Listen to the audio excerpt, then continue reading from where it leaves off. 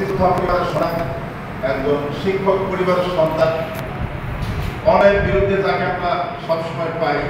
পরিষদের সম্মানিত চেয়ারম্যান মহোদয় জনাব আনোয়ার আলী মোল্লা সাহেব উপস্থিত আছেন, সরকারি ভূমি কমিশনার উপস্থিত,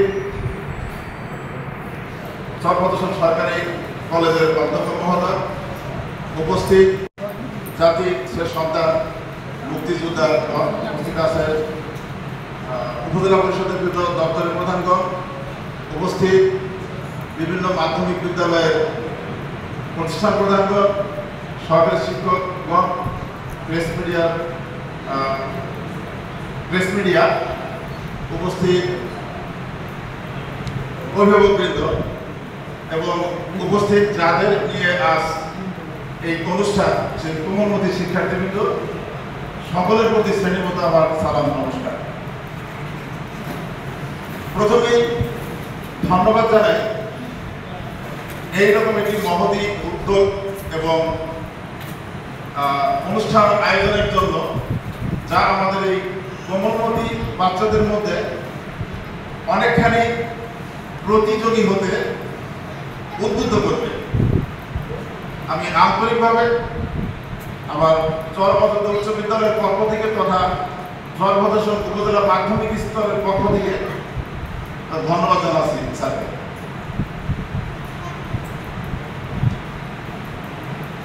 এরপর ধন্যবাদ জানাচ্ছি এই কোমলমতি বাচ্চাদের জন্য যারা অক্লান্ত পরিশ্রম করেছেন, যাদের থেকে আমরা সবসময় সহযোগিতা পেয়ে থাকি, সেই অভিভাবকবৃন্দ।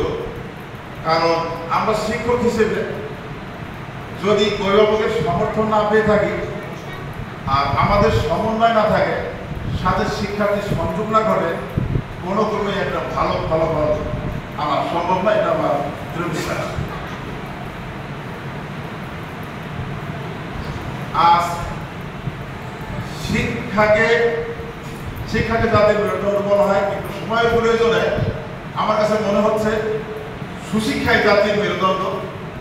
আমাদের এই সন্তানদের সুশিক্ষায় শিক্ষিত করতে হবে, যে জন্য সর্বকালের সর্বশ্রেষ্ঠ বাঙালি জাতির জনক বঙ্গবন্ধু শেখ মুজিবুর রহমানের সুযোগ্য তনয়া মাননীয় প্রধানমন্ত্রী শেখ হাসিনা বছরের প্রথম দিনে নতুন বই শিক্ষার্থীর হাতে দিয়ে যে নতুন বইয়ের গন্ধ নেওয়ার সুযোগ করে দিয়েছে, এই নতুন বইয়ের গন্ধটা নিয়ে যেন আমরা নতুনভাবে উদ্যোগ নিয়ে আমরা আদর্শ মানুষ হতে পারি।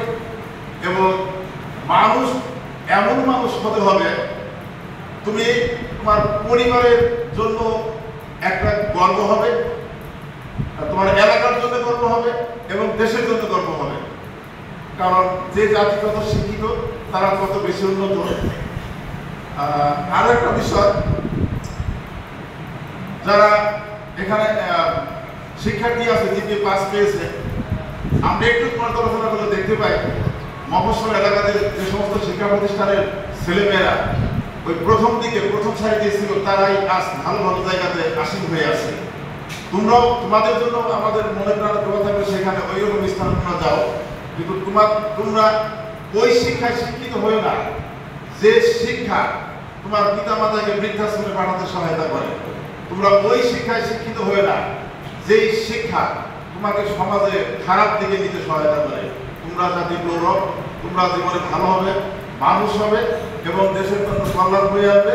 আমি সকলের সুস্বাস্থ্য কামনা করে, সকলের মঙ্গল কামনা করে শেষ করছি। জয় বাংলা।